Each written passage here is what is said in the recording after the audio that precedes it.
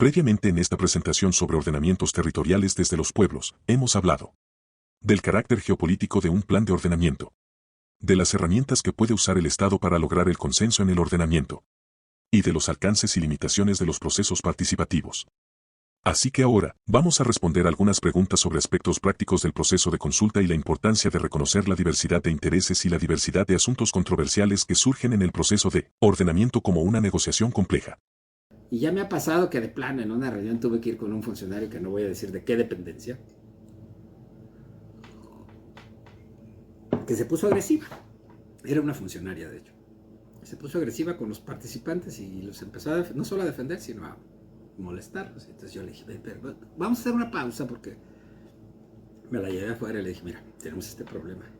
Si tú sigues en ese plan, no solamente es improductivo que hayamos venido, es también contraproducente, porque lo único que vamos a hacer es levantar los ánimos aquí, y eso no es bueno. Entonces, cuando decimos que el asunto de la consulta es complicado, es que tenemos que resolver muchos aspectos antes de llegar a un tema que podemos decir, ajá, tenemos un modelo de ordenamiento territorial aplicable. Esto sí es aplicable, ¿no? Entonces, ¿cómo cuando vamos a consulta, aquí me quiero detener un poquito, cómo, no sé si tengan un comentario o duda, si no, le seguimos. Doctor, en el chat tenemos dos comentarios. A ver. ¿Me permite? Los voy a leer. Sí. Jesús Pedraza dice, lamentablemente no existe una planeación ordenada. Generalmente tratan de ajustarse las realidades que se tienen en las manchas urbanas, aún y cuando casi siempre los asentamientos humanos irregulares están en zonas de riesgo. Y por otra parte, Rosalinda comenta, exacto, como lo decía, los recursos son finitos, como nos dijo al principio, la tragedia de los cómics. Y pregunta, doctor, ¿quiénes deben de participar dentro de un ordenamiento territorial? También debe haber una superficie máxima o mínima para poder construir un ordenamiento. Sería hasta el momento lo no, están buenísimas las preguntas y muy oportunas. Miren, cuando decimos, voy a empezar por el primer comentario de no hay una planeación ordenada. Cuando yo decía que hemos transitado todo el campo de la planeación en las democracias, si yo voy a China la cosa es distinta, se los aseguro. Yo por eso fui a China, porque quería ver cómo le estaban haciendo allá. En todas las democracias, la planeación como ejercicio intelectual, social, político, se ha ido moviendo a esto que estamos discutiendo aquí, hacia la participación. No esperaría que haya un proceso de planeación ordenada en el sentido de que no es una receta. No es A, B, C, D y todas las posiciones de los involucrados están alineadas. No. Más que ordenada, yo utilizaría la palabra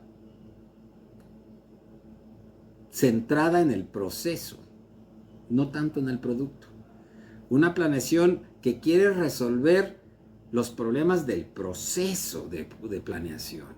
Todos estos que yo he planteado acá, la idea de que, ¿cuál es el problema?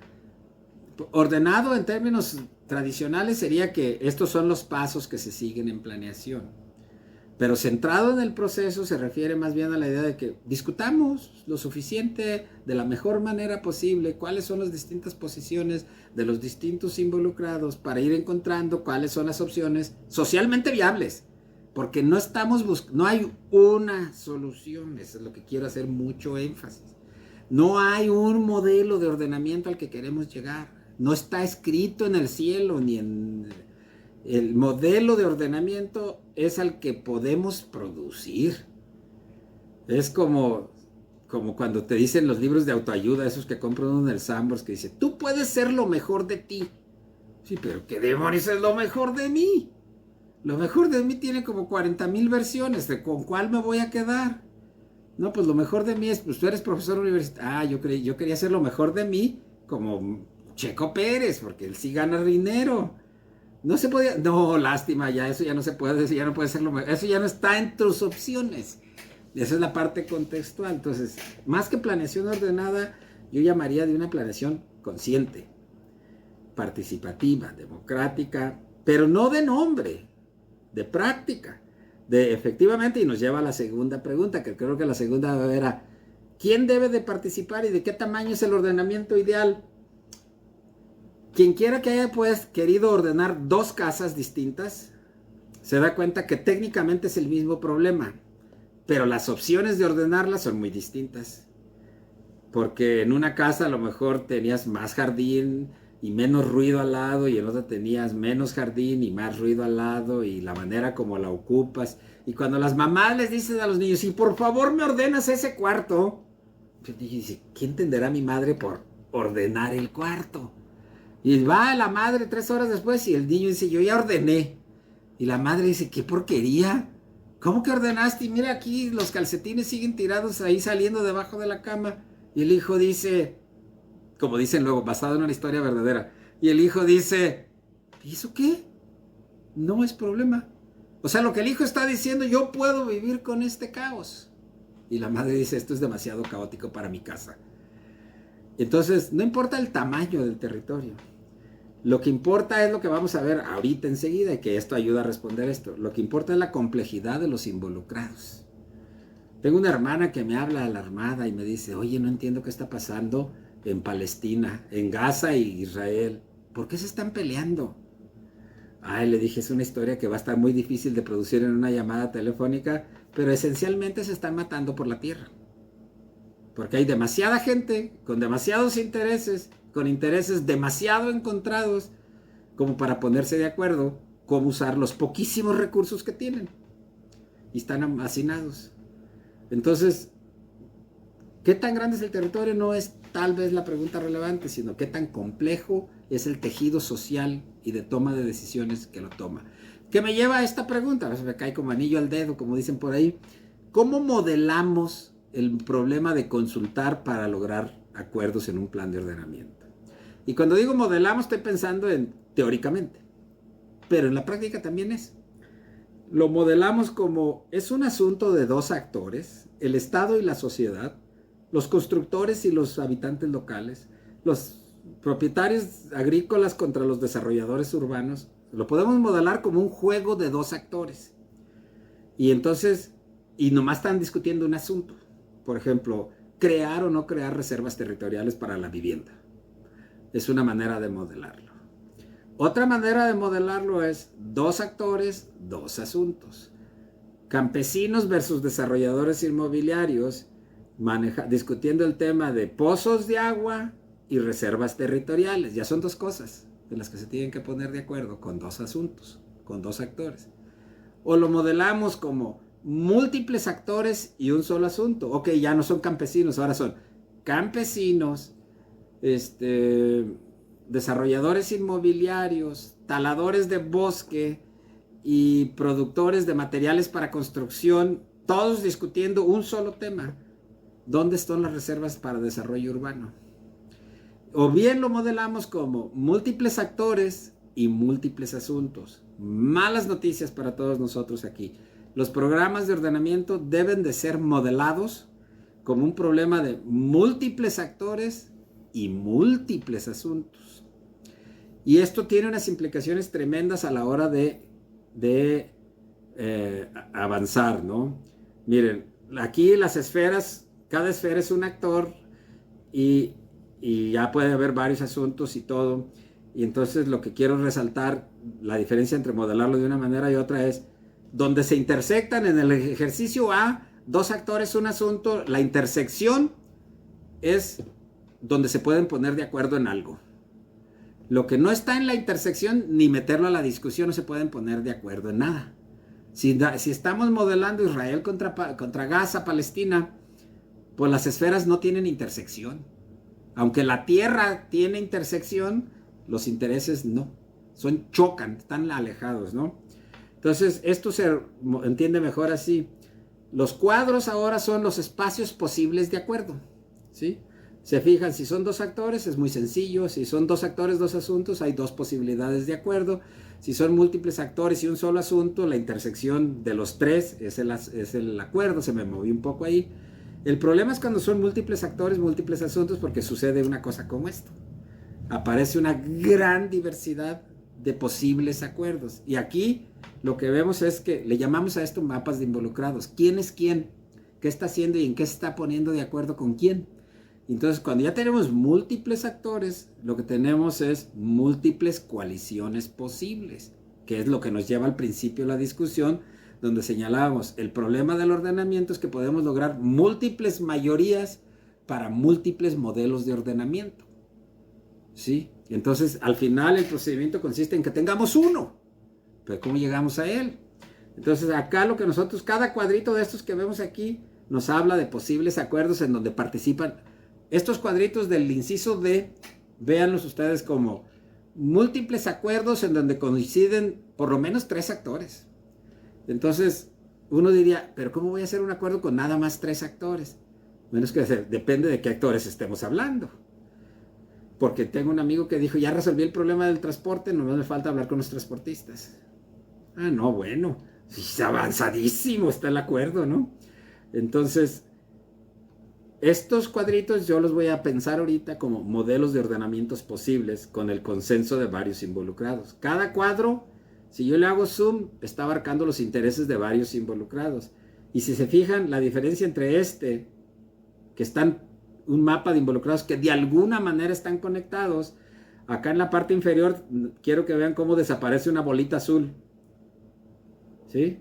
Y cuando desaparezco la bolita azul, lo que estoy haciendo es desapareciendo un grupo de involucrados, un actor importante, o sea, que unía el mapa. Al quitarlo, cuando yo lo tengo así, la separación entre los acuerdos posibles no es tan evidente. Cuando lo quito ese involucrado, se nota claramente que lo que yo llamé de modelos de ordenamiento posibles, pues se me hacen 2 mundos de involucrados. ¿Saben cuándo pasa esto que acabo de hacer? Cuando avanzamos este es el problema, hay más o menos acuerdo. ¿Qué creen? Hay que subir los impuestos prediales. Y entonces cuando pongo subir los impuestos prediales, hay actores que dicen, yo ya no juego. Y se salen de la jugada o se conflictúan con el proceso o qué sé yo y me dejan con un problema anárquico. ¿Sí? Entonces, pues acá ya va quedando claro que el problema en realidad no es del tamaño del territorio, sino la complejidad social y política que existe en el territorio. Con esto que hemos dicho anteriormente de las identidades cambiantes, el asunto cultural, la relación sí con el territorio, pero más que nada nos movemos en el plano social. Y acá tengo un ejemplo para mostrar cómo para decir, el plan de ordenamiento ecológico territorial es un proceso de múltiples actores y múltiples asuntos. Acá dice, miren, les voy a leer, dice, en la parte inferior, superior derecha, izquierda, dice, el modelo de ordenamiento ecológico territorial, este es para el municipio de Cabo Corrientes en el estado de Jalisco, donde hay algo de comunidades indígenas y esto, ¿no? Dice, está compuesto por una serie de elementos. La visión de desarrollo establecida para el área de ordenamiento ecológico. Yo que soy sospechosista digo, ¿quién hizo la visión? ¿Cómo se construyó? ¿Con qué insumos? ¿Se consultó? ¿Se dictaminó? ¿Se hizo un diagnóstico con información del INEGI? ¿Quién sabe qué es la visión? Un conjunto de unidades de gestión ambiental, que son las famosas UGAs. ¿Quién delimitó las UGAs? ¿Por qué tienen esa forma y no otra? ¿Por qué son esa cantidad y no otra? Todo eso está a debate. Las políticas ambientales para cada una de las UGAs. Ok, sí, o sea, lo que me estás diciendo es que aquí no las cuento bien, pero supongamos que tengo 50 UGAs y 3 políticas ambientales. Lo que me estás diciendo es que el plan de ordenamiento que está presentado aquí tiene 3 políticas ambientales para 50 UGAs, 3 por 5, 15. Estamos hablando de 150 decisiones sobre las cuales se logró acuerdo. Espero. Las estrategias, objetivos y lineamientos, metas, etcétera, los criterios de regulación ecológica, etcétera. Es decir, le vamos agregando asuntos. Por un lado, piénsenlo como si fuera una matriz, donde en la columna vertical vamos poniendo asuntos. ¿Qué hacer con el agua? ¿Qué hacer con el bosque? ¿Qué hacer con el manglar? ¿Qué hacer con la infraestructura? ¿Qué hacer con la leña? Etcétera, etcétera. Y del otro lado, en las columnas voy a poner, según los campesinos temporaleros, los campesinos que tienen riego, los campesinos recién llegados, los que tienen aquí toda la vida, las amas de casa, la universidad, el grupo ecologista sur de Cabo Corrientes, por llamarle de alguna manera, etcétera. Entonces voy a tener, para cada columna es un actor y para cada renglón es un asunto, y se me va haciendo una matriz tan grande como podamos y nos alcancen los recursos, ¿sí? Ustedes pueden decir, no, pues eso sí está muy complicado. Y efectivamente está muy complicado porque, número uno, tengo que hacer consulta para saber cuáles son los asuntos de interés. Y número dos, al mismo tiempo, la consulta que hago me tiene que dar para saber a quién le interesa qué asunto. Y esto es un principio elemental de negociación. Tan elemental como que el ejemplo más trillado, simplón y todo lo que ustedes quieran de negociaciones, ¿cuál es la mejor manera de repartir una naranja? Entre dos personas. Y la respuesta automática es mitad y mitad. Y luego el profesor te dice, no, primero hay que preguntarles qué quieren a los involucrados, ¿no? Porque resulta que uno quiere hacer un pastel y ocupa la ralladura y el otro nomás quiere hacer un jugo. Y si lo distribuyes es el mejor ejemplo más simple que todo el mundo te va a dar. Si lo distribuyes a la mitad es una solución ineficiente que deja a todos infelices, ¿sí? Y eso fue por no preguntarles.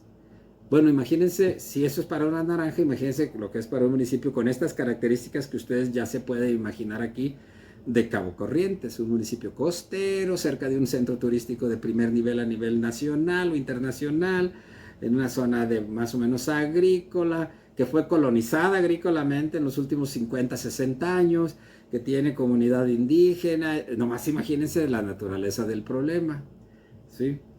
Entonces, avanzamos para acá y decimos, cuando voy a la consulta, ¿cuáles asuntos importan? ¿Cómo es que se configura el mapa de involucrados? Este del inciso D es mi mapa de involucrados. Yo los ubico en torno a diferentes asuntos donde están. ¿Cómo están configurados? No es lo mismo que estén así o así, que ya desapareció un actor. Entonces, cuando llego acá, estas son las preguntas clave en la consulta. ¿Cuáles asuntos importan? ¿Cómo es la configuración o mapa de involucrados para cada asunto? Porque si sé eso, entonces sí ya puedo ir avanzando técnicamente hacia la construcción de acuerdos. Porque el supuesto es, solamente podemos construir acuerdos cuando sabemos cuáles son los intereses de los involucrados. Cuando sabemos cuáles son las diferencias de intereses entre los involucrados, porque ocurre algo que se llama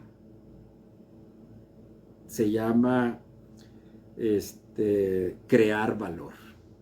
Y en una negociación, crear valor es que si yo escucho tus intereses y tú escuchas los míos, a lo mejor encontramos maneras de ponernos de acuerdo de manera tal que mis intereses estén satisfechos y los tuyos también. En el ejemplo que pusimos acá, de dos actores, un asunto A y B, te vendo mi parcela. Y el otro dice, ok, te la compro, y no nos podemos poner de acuerdo en el precio. Si seguimos hablando, a lo mejor llegamos a la conclusión que el que quiere vender la parcela en realidad no quiere vender la parcela. Lo que pasa es que tiene una urgencia económica y necesita un recurso en efectivo en los próximos 3 años. Pero realmente no quiere vender la parcela. Y el que quiere comprar la parcela a lo mejor tampoco quiere comprar la parcela, pero tiene un dinerillo ahí que no sabe dónde invertirlo. Entonces, ¿por qué la solución del asunto de ese arreglo de dos actores respecto al uso de una parcela tiene que ser la compraventa?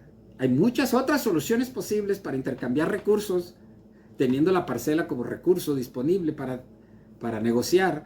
Puedes rentar la parcela, puedes comprar por anticipado la cosecha, etcétera. Puedes hacer varias cosas. No tiene por qué terminar en una transacción, pero eso no es posible si la negociación se ofusca en cuánto vale la parcela. No te puedo pagar eso, te doy tanto, y el otro dice, no, pues no puedo aceptar el valor de la parcela. Entonces, es muy complicado. Muy, muy complicado. Bueno, ya dijimos hace rato que no sé si hay espacio ahí para otra en el chat que dicen. Sí, doctor, justo, perdón la interrupción. Fíjense que tenemos otras intervenciones y se las voy a leer. Venga. Ramón Cabral, no, perdón, Jesús Pedraza dice, lamentablemente no existe una planeación ordenada, generalmente tratan de ajustarse a las realidades que se tienen en las manchas urbanas, aun cuando casi siempre los asentamientos humanos irregulares están en zona de riesgo. Otro comentario también dice Ramón Cabral, el desarrollo cotidiano de las ciudades supera la planeación ordenada, prácticamente se enfoca en tratar de darle orden al desorden existente, lo cual no siempre es posible. Otro comentario, Rigoberto Galoya, el ordenamiento ecológico territorial, según la LEGEPA, es un instrumento de política ambiental con efectos jurídicos, pues no emite mediante decreto para su cumplimiento. El plan de ordenamiento territorial, ¿por qué no tiene ese mismo efecto jurídico legal? Otro comentario de Jesús Domínguez. El avance de la mancha urbana en las periferias de las ciudades generalmente no se daba con un ordenamiento planeado. Se observa cómo crece la zona urbana cuando surgen problemas sobre los servicios públicos que se requieren esa mancha urbana. Es cuando entran las autoridades municipales a imponer medidas de ordenamiento, entre comillas. ¿Cómo se entiende que el gobierno aplica la planeación de desarrollo en estas zonas de crecimiento urbano? Sumando además que muchos se desarrollan en ejidos y comunidades. Y un último comentario y pregunta es de Alejandra Díaz. ¿Podríamos decir que un programa de ordenamiento, un POET, perdón, es un acuerdo social de acuerdo a las opciones más viables para solucionar los problemas?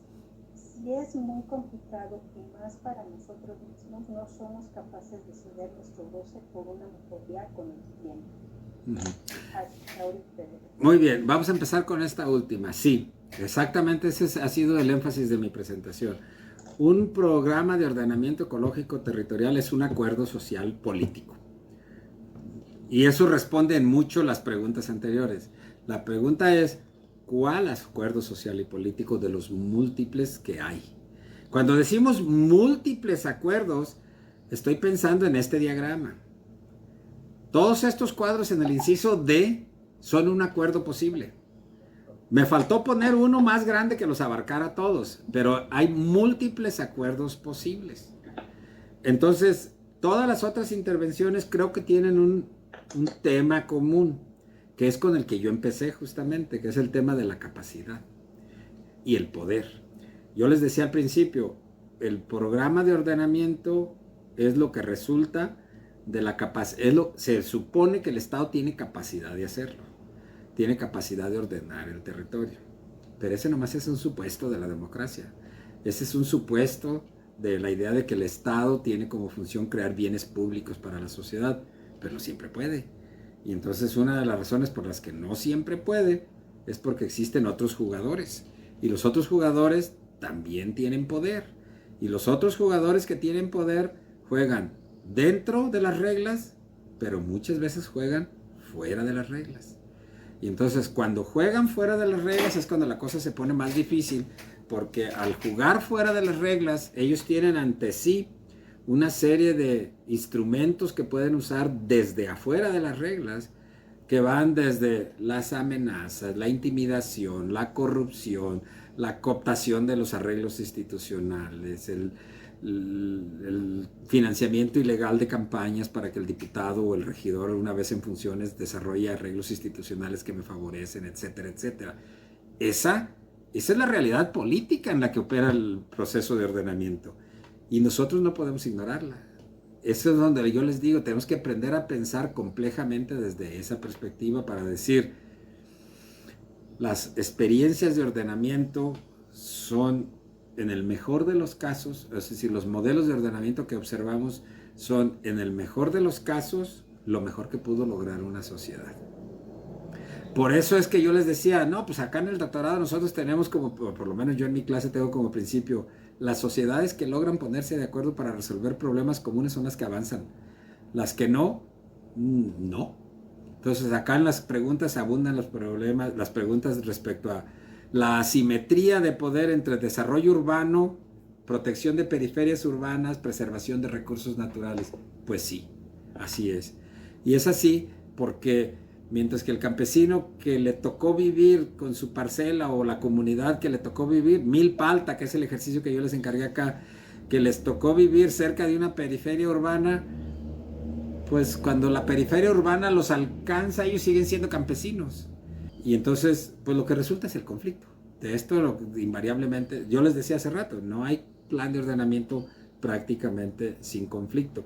Entonces acá el asunto es, cuando yo les decía, el Estado tiene estas herramientas, pues lamentablemente esas son las herramientas que tiene. El Estado puede legislar, echarnos un rollo, amenazarnos, cobrarnos multas, todo lo que ya dije. Y nada más, no puede hacer más, ¿sí? Entonces, no sé si eso responde, pero a lo mejor ahorita se abunda un poco más. Entonces llegamos acá, ¿cómo guiamos el proceso? ¿Qué es lo que guía el proceso? Miren, aquí se responde en parte eso que estaban diciendo. El proceso se guía desde una perspectiva institucionalista. El supuesto es, si escribo las reglas, es cuestión de seguirlas. Si escribo las reglas de ordenamiento, si le doy, como dijo alguien en una pregunta, si le doy el valor jurídico al plan de ordenamiento para que se cumpla, pues ya estamos del otro lado. No, no estamos del otro lado. Aunque el plan de ordenamiento tenga valor jurídico, no necesariamente se cumple. Después de todo, en una sociedad como esta, no sería la primera ley que no se cumple, ¿sí? Entonces, el problema no es que tenga... ¿Qué significa que tenga valor jurídico? En términos de nuestro enfoque que estamos manejando acá, ¿significa que tenga herramientas de sanción? Pues no es suficiente. Que haya herramientas de sanción no necesariamente conduce a los actores a comportarse como la regla dice. Menos en un país donde hay un 90% de impunidad para casi todo. Entonces, quiere decir que si tú construyes o en una zona que estaba prohibido según el ordenamiento, la probabilidad de que te pase algo es como del nada por ciento. Pues ¿quién va a resistir la tentación de hacer eso? Nadie. Entonces, bueno, pero de todos modos, el proceso se guía por estas tres vertientes, ¿no? O cuatro. Uno es por la vía institucional. Ponemos reglas y las seguimos. Otro es desde la teoría crítica, que es un poco lo que yo estoy abordando aquí, que es la idea de que más que poner reglas y seguirlas, es reconocer que existen involucrados y que la población objetivo, el objetivo del ordenamiento, la manera como definimos el problema, etcétera, etcétera, es construido socialmente. Es el resultado de un debate público, social, crítico, que vamos diciendo que es un problema, porque nosotros acá estamos suponiendo que las periferias urbanas son un problema, pero si tú eres el que se está beneficiando de la transformación de suelo rústico en urbano, tú no lo ves como un problema, lo ves como una oportunidad. Y entonces ya dijimos nosotros acá que es un asunto de distribución, quién gana y quién pierde con eso. Entonces, desde la teoría crítica, nosotros suponemos que el ordenamiento es una cuestión de analizar críticamente el proceso constructivo de las opciones, de la identificación del problema, de la solución, de la población objetivo, etcétera, etcétera. Y alcanzar acuerdos con base en el diálogo racional crítico. Desde el enfoque pluralista se piensa que en realidad tiene que ver con pues, las alianzas políticas que existen, los actores involucrados dentro y fuera del Estado con poder y quién va influyendo, ¿no? Y luego está el realpolitik, que es la política secas. Es quien tiene más, como dicen en mi pueblo, el que tiene más saliva come más pinole, ¿no? Y entonces el que tiene influencias, poder, etcétera, etcétera, y las decisiones pragmáticas de que, ay, sí, queríamos proteger el cerro fulanito, pero se vería bien un parque temático ahí. Yo estaba haciendo un plan de ordenamiento y llegó un desarrollador inmobiliario, coordinando el plan de ordenamiento, y llegó un desarrollador inmobiliario y me dice, oiga, doctor, le tengo una pregunta. Venga tu pregunta. Fíjese que yo tengo el ojo puesto en un pedacito de manglar que hay ahí y quisiéramos desarrollar un sitio turístico ahí. Está padre ahí para hacer un centro turístico. Y le digo, no, pues eso no se va a poder. ¿Pero cómo no se va a poder? Me dice, si es el último pedacito de manglar que le queda al municipio. Y yo, pues por eso no se va a poder. porque como ya es el último que queda, tiene un valor extraordinario. Si todo el municipio estuviera poblado de manglar, a lo mejor quitarle una esquinita no sería tan problema.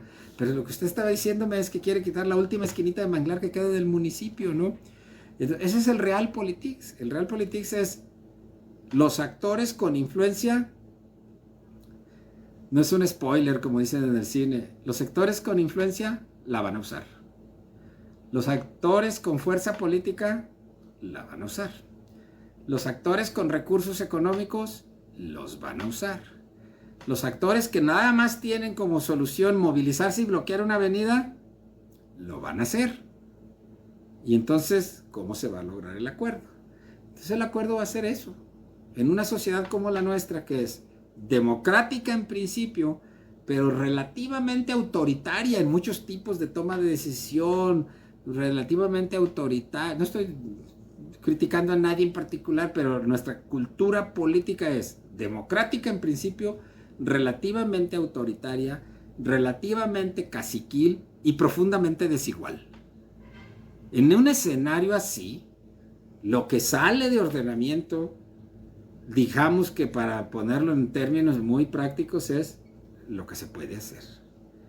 Y otra vez, hay una brecha muy grande entre lo que sale como modelo de ordenamiento y lo que realmente se aplica. Y en parte tiene que ver con que este juego del ordenamiento es un juego intertemporal, como dicen los expertos. Es decir, yo puedo ir al proceso de ordenamiento, participar en el proceso de ordenamiento, fijar mis posiciones y al final, ok, está bien, así que le hagamos. Sabiendo que después, durante la aplicación, no voy a cumplir con nada de eso. Y tan es así que hay gobiernos municipales que han facilitado, financiado y hecho programas de ordenamiento que en el momento que salen no están dispuestos, ellos como gobierno, a seguirlo. Lo primero que se les ocurre después de hacer el ordenamiento es autorizar un fraccionamiento allá en un predio de alguien que no, yo no se podía. Es que no me enteré cuando el proceso de ordenamiento se me pasó esa oportunidad y cosas por ahí. Eso es lo que llamo el Realpolitik. Por eso les decía, el acuerdo es dinámico. No basta con ponerse de acuerdo en el instrumento, sino que hay que lograr acuerdo en las etapas de aplicación del instrumento, ¿no? Y por eso las herramientas son el meollo donde se rompen los acuerdos. Entonces acá tenemos un pequeño ejemplo para acercarnos ya a lo que queríamos hacer, a ver si vamos a poder. Uno es, aquí vemos, pues está legislado en México el derecho a la consulta y al procedimiento desde la Constitución y todo. Aquí rescaté yo este documento del derecho a la consulta de los pueblos y comunidades indígenas. Entonces lo que quiero que vean es cómo construimos todo. Cómo construimos la noción de derecho a la consulta, cómo construimos la idea de lo que es consulta, y etcétera, etcétera. Eso es lo que quiero que se fijen, que no tomen esto como la religión de la consulta, sino como, a ver, detrás de esa verborrea hay una construcción discursiva que plantea quién es quién en el juego político, ¿sí? Entonces acá dice, pues la consulta es un procedimiento por el cual, fíjese lo que dice, se presenta a los pueblos y comunidades indígenas iniciativas, propuestas de planes y programas. Se presentan. Así, ¿quién las presenta? ¿Cómo es que llegó a ellas? ¿Por qué las presenta? ¿Por qué no las construye? ¿Por qué no dice, el procedimiento de consulta es el procedimiento por el cual los involucrados construyen, identifican, evalúan, analizan?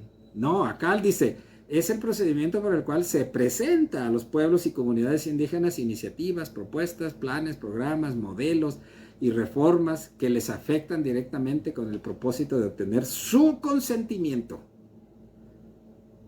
O sea, ahí va. ¿Estás de acuerdo con esto o no?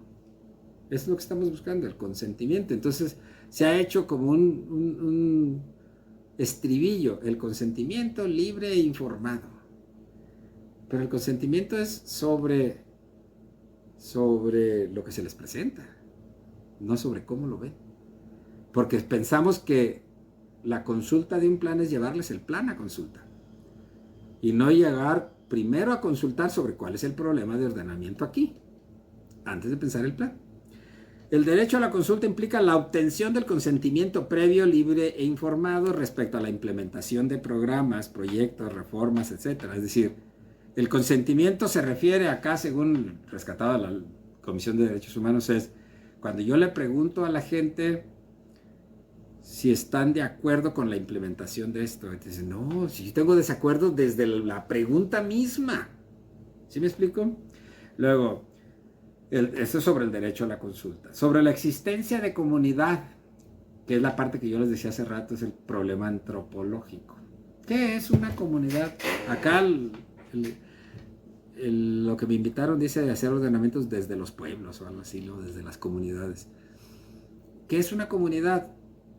Bueno, dice acá el apartado B del artículo 2 de la Constitución reconoce que la federación, bla, bla, bla, dice, para promover la igualdad de oportunidades de los indígenas y eliminar cualquier práctica discriminatoria, establecerán las instituciones de los pueblos y comunidades, las cuales deberán ser diseñadas y operadas conjuntamente con ellos. Entonces acá no explica mucho qué es una comunidad o un pueblo, pero se da por hecho que existe. Pero cuando vamos para acá, yo le puse a esta lámina la institucionalización de la identidad versus la existencia de intereses comunes, que no es lo mismo. Entonces, la institucionalización de la comunidad es un problema antropológico. Nosotros suponemos, y esto viene de la antropología del siglo XIX, suponemos que los pueblos, barrios y comunidades son integrantes de pueblos indígenas, tienen derecho a una libre determinación, en virtud de este derecho deciden libremente su condición. Eso suponemos. Suponemos que pueblos, barrios y comunidades existen como una entidad definida y acotada territorialmente. Pero es totalmente del siglo XIX eso, porque y más adelante en la legislación de la nueva legislación de lo que es ahora la Ciudad de México como entidad, no como Distrito Federal, pues se tuvieron que enfrentar a este problema y empezar a hacer distinciones de quiénes van a ser indígenas y quiénes no, y dónde están los límites entre una comunidad, y si es lo mismo una comunidad originaria que un montón de indígenas que se vinieron de otra comunidad y ahora viven en la Ciudad de México, y entonces esa ¿qué es? Eso es una comunidad indígena y ese tipo de situación. Entonces ahí hay un problema para empezar, para definir qué cosa es la comunidad. Entonces, salto cómo he llevado esto al territorio y dice, artículo 48, derechos de propiedad de las tierras y recursos naturales. Y ahí está el meollo del asunto de incorporar a las comunidades a los ordenamientos. Que las comunidades incorporadas a los ordenamientos pasan por el derecho de propiedad. Entonces, la propiedad es lo que define a la comunidad al final del día. Y entonces un problema que tenemos es que no todas las propiedades están definidas igual en las distintas comunidades. Y lo más, como dirían acá en Jalisco, muy jalisquillamente, lo más peor es que al interior de una comunidad, los miembros de la comunidad no se sienten igualmente representados en función de la propiedad. Porque la propiedad en las comunidades suele estar concentrada, o por lo menos la decisión sobre la propiedad de la comunidad suele estar concentrada en los padres de familia, no en las madres de familia, en los padres de familia. Es una cuestión medio patriarcal o muy patriarcal, y entonces va a haber gente adentro de la comunidad que no se siente representada, y por eso el que anda gestionando un plan de ordenamiento, un proyecto de inversión, etcétera, a veces no entiende cómo es que al mismo tiempo puede estarse reuniendo con los representantes de la comunidad indígena y otros miembros de esa misma comunidad están bloqueando una avenida, una calle, una carretera al otro lado, y dicen, ¿qué no estaba con los representantes? Bueno, que esto no es una comunidad. Estamos hablando de comunidad de intereses. Y entonces el problema, por eso yo digo, la comunidad como identidad versus la comunidad de intereses. Y entonces cuando nos echamos un clavado a una comunidad, ¿qué les digo? Hay familias, unos le van al Chivas y otros le van al Atlas. ¿Sí? Entonces, imagínense en términos de la tierra, pues unos piensan una cosa y otros piensan otro, las mujeres piensan de una manera, los jóvenes de otra, aunque todos vengan de la misma comunidad. Y entonces, ahí es donde se empieza a estallar el problema. ¿Cómo llevamos esto al ordenamiento? Acá dice, los pueblos y barrios originarios tienen derecho a poseer, utilizar, desarrollar, controlar y gestionar las tierras, territorios y recursos existentes en razón de la propiedad tradicional u otro tipo en el marco constitucional de los derechos de propiedad. Y el artículo 49, nomás destaco en el segundo inciso donde dice, el Programa General de Ordenamiento de la Ciudad de México y los programas de ordenamiento de cada alcaldía deberán establecer medidas de protección de las tierras, territorios, medio ambiente, bosques, barrancas, aguas, etcétera, etcétera, de los cascos urbanos y todo eso, y ya no queda claro si esto coincide con los derechos de propiedad de los pueblos originarios. Y creo que la Ciudad de México es un ejemplo magnífico para estudiar este tipo de problemas por el grado de transformación que ha tenido el paisaje social y el paisaje ecológico. Entonces, en siglos de habitar el Valle de México, esta idea de pueblos originarios y quiénes llegaron después, quiénes llegaron antes, es un problema inmanejable desde el punto de vista más antropológico de la comunidad tradicional tiene su territorio. Porque lo que tenemos son capas y capas de utilización del territorio y de construcción de involucrados y tejidos sociales que a la hora que queremos hacer un plan de ordenamiento van a salir a flote. Van a salir a flote en la forma de confrontar los impactos distributivos del plan de ordenamiento. Lo que va a salir a flote es, esto a mí no me beneficia, esto a mí me perjudica, esto me perjudica muchísimo, con esto definitivamente no puedo vivir. Entonces van a salir distintos, no solamente va a salir un tejido socialmente complejo, sino que van a salir distintos grados de inconformidad que van desde lo pues ya ni modo, tan felices que éramos aquí, ya pues ni modo, aquí vamos a vivir con este cambio, hasta los que van a decir, no, óigame, no vamos a permitir eso. No vamos a permitir que el agua sea apropiada de esta y de esta manera. No vamos a permitir que los terrenos agrícolas sean considerados... Ahorita vamos a ver en el ejemplo. ¿Sí me explico? Se va a ver muy complejo eso. Y luego, ¿qué es participación? Bueno, alguien propuso, Einstein se llama, una idea que es... ¿Qué es la consulta? Pues es un proceso de participación, y esta persona dijo, creo que cuando hablamos de participación no siempre estamos hablando de lo mismo, y entonces propuso esta idea de la escalera de la participación. Y por escalera de la participación, ella hablaba de cómo se relaciona el Estado con la sociedad, en términos de consulta pública. Entonces ella dijo, pues hay 8 niveles de la escalera, entonces, pero 3 grandes grupos. El primer grupo le vamos a llamar no participación, que es manipulación y terapia. El segundo grupo le vamos a llamar participación simbólica, que es información, consulta y apaciguamiento. Y el tercer grupo lo vamos a llamar empoderamiento de los actores locales, colaboración, delegación de poder, control ciudadano. Ustedes vean la brecha que hay entre que los campesinos de tal comunidad decidan realmente qué hacer con su territorio, a que no nos vamos a ir hasta manipulación, a que yo llegue y les diga, miren, el plan de ordenamiento para estas parcelas de ustedes, les informo que en el primer grado de la parte de información, de participación simbólica, aquí les traigo este bonito plan, y el bonito plan le contiene estas políticas de ordenamiento, estas unidades de gestión ambiental, estas no sé qué, bla, bla, bla, les informo. ¿Qué opinan? ¿Qué opinan? ¿Qué le quieren que le diga? Aquí nosotros somos de control ciudadano. No nos hemos declarado república porque la ONU no nos aceptaría casi, ¿no? Entonces, esta parte es muy importante de tomar en cuenta. ¿De qué estamos hablando? No nos podemos profundizar mucho acá, pero el problema que les quiero resaltar a ustedes es, cuando vamos a campo y decimos que estamos haciendo consulta ciudadana, ¿qué tipo de consulta estamos haciendo? ¿Para lograr qué objetivo? ¿Con qué formato? Cuando uno le halla a este tipo de cosas y vas y ves una mesa, nomás de ver cómo están acomodados las sillas, ya sabes qué tipo de supuestos hay detrás del organizador de la consulta. ¿Sí? Entonces, lo normal de un equipo, y yo he trabajado en empresas que hacen esto, lo normal de una empresa que participa en la hechura de un ordenamiento es que le proponga su propuesta técnica al gobierno de la ciudad y le diga, vamos a hacer 3 reuniones participativas.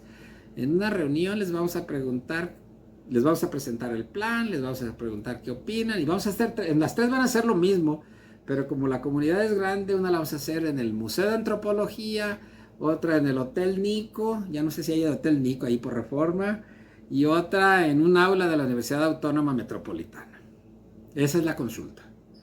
Y tú te tienes que preguntar como crítico del proceso, no porque seas enemigo del proceso, sino porque quieres entender el proceso. Y tú te tienes que preguntar, como crítico del proceso, ¿por qué fue en el mejor de los casos en un aula de la Universidad Autónoma Metropolitana? Perdón, porque la Universidad Autónoma Metropolitana es la anfitrión de este foro, pero ¿por qué no fue debajo del árbol de pochote que está en no sé dónde? ¿Sí? O ceiba, pues, como dicen en el sur. ¿Por qué no fue en la sala en el patio de una casa de las familias campesinas? Ahí a lo mejor se hubieran sentido más cómodos hablando. Entonces lo que les quiero decir es que no solamente está en juego qué orientación en esto de la escalera tiene mi proceso de consulta, sino dónde ocurre, cuándo ocurre, ¿sí? Porque eso importa a quién participa. Entonces cuando ya digo, no, pues ya fui los escuché a todos, muy probablemente no escuché a todos, ni es más, ni siquiera sé quiénes son todos, porque no he hecho una lectura fina de mi mapa de involucrados. Y esto en México ni siquiera es algo tan criticable si no fuera porque yo digo que tiene que ver con que venimos de una estructura demasiado corporativista. Y entonces solemos pensar, cuando pensamos en análisis de involucrados, y aquí sí les hago esa advertencia, que por favor no lo intenten, solemos pensar que voy a hacer un análisis de involucrados y ya lo sé cuáles son. Y los involucrados los voy a llamar campesinos, industriales, constructores, urbanistas y los demás. Eso es una mala lectura de involucrados. Yo con mis ayudantes y mis estudiantes les digo, si fuiste a campo y viniste con la brillante conclusión de que no hay nada en contra de nada, es que no hiciste bien tu trabajo. Es una prueba fiel de que no hiciste bien tu trabajo. Porque ni propusiste bien, ni consultaste bien, y no explicaste cuáles eran las implicaciones de lo que estábamos queriendo hacer. No puede haber tal cosa como que voy a hacer un plan de ordenamiento o voy a hacer un proyecto de desarrollo tal, y no hay opositores. Eso me parece imposible de pensar. Quiere decir que no hemos hecho bien el trabajo. Y la cosa es que cuando tú lo propones, esta manera de hacer las cosas, a posibles involucrados, interesados en este tipo de proyectos, y le dices, no, pero mira, mi método es realmente ir a la comunidad y preguntar y pasarme unos días ahí chismeando con la gente y tal, y a explorar detenidamente. No, pero fíjate que no, me dicen, es que para mí mi ideal es que casi no consultemos con la gente porque les vamos a meter en problemas. Y entonces cuando a mí me dicen eso, yo les digo, sí, bueno, es que los problemas son intertemporales. ¿Cuándo quieres tener los problemas? ¿Cuando estás planeando el proyecto o cuando ya invertiste mucho en el proyecto y los problemas van a surgir? Y eso pasa con los planes de ordenamiento, y eso pasa con la gestión de proyectos y con las iniciativas de urbanización de las periferias urbanas, etc. Entonces, acá los conceptos que guían el procedimiento es que hay derecho a la consulta, o del otro extremo, más que derecho a la consulta, reconocer que las comunidades y los pueblos tienen autodeterminación. Entonces, ahí, digamos, se cierra esta parte más teórico de entender de dónde es que surgen los conflictos, cuáles son los grandes retos que tenemos para hacer ordenamientos desde los pueblos, como dice esta sesión. Es decir, desde los pueblos para mí es donde los involucrados participan. En la literatura académica sobre construcción de consenso se habla de un principio elemental para saber si voy por buen camino.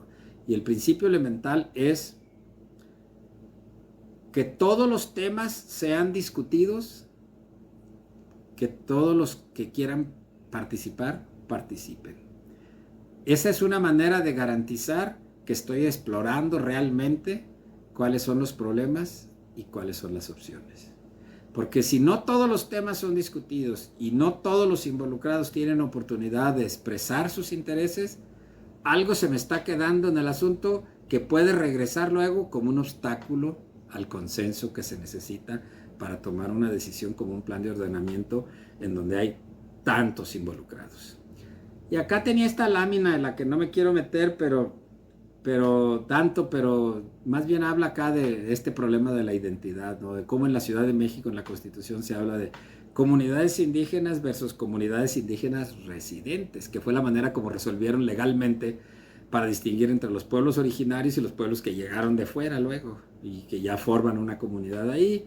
Tengo un mapa, nomás para que tuvieras una idea de cómo está ahí la población indígena en el país, distribuida por regiones, etcétera, que ya no nos da tanto tiempo acá para discutir, porque sí me gustaría que viéramos el ejercicio. Miren, entonces cerraría aquí con esto, con el problema de la territorialidad de las relaciones sociales, que hay que tomar en cuenta que no necesariamente coinciden con la territorialidad de los asuntos ambientales. Acá en la legislación de la Ciudad de México hacen una elaboración conceptual muy compleja de definir identidades y su ligamento al territorio.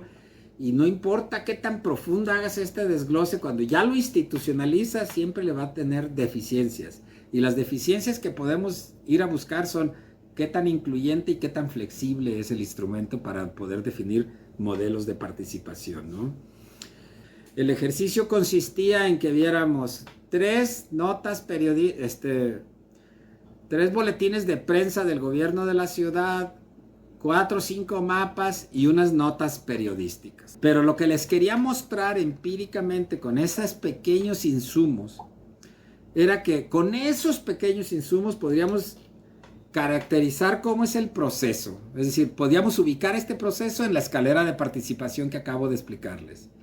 Podíamos identificar algunos involucrados clave en el proceso. Podíamos identificar sus intereses y la territorialidad de los mismos. Podríamos identificar qué asuntos les interesan a 2 o más involucrados y qué opciones de ordenamiento se pueden tomar para responder a eso. Podríamos identificar si existen preocupaciones sobre los efectos distributivos y podíamos proponer una posibilidad, una hipótesis sobre las posibilidades de lograr acuerdo. Entiendo que el programa de ordenamiento de la Ciudad de México ha avanzado y creo que ya está en la fase de dictaminación legal, ¿no? Y entonces, con esa serie de notas, si ustedes quieren animarse a hacer el ejercicio por su cuenta, háganlo y respondan esos puntitos negros. Se puede hacer. Y aunque ustedes me digan que es el ejercicio antropológico más simple de su existencia, lo importante es que aún con ese pequeño ejercicio es posible identificar esto que les estoy diciendo. Y es posible identificarlo porque lo estamos buscando.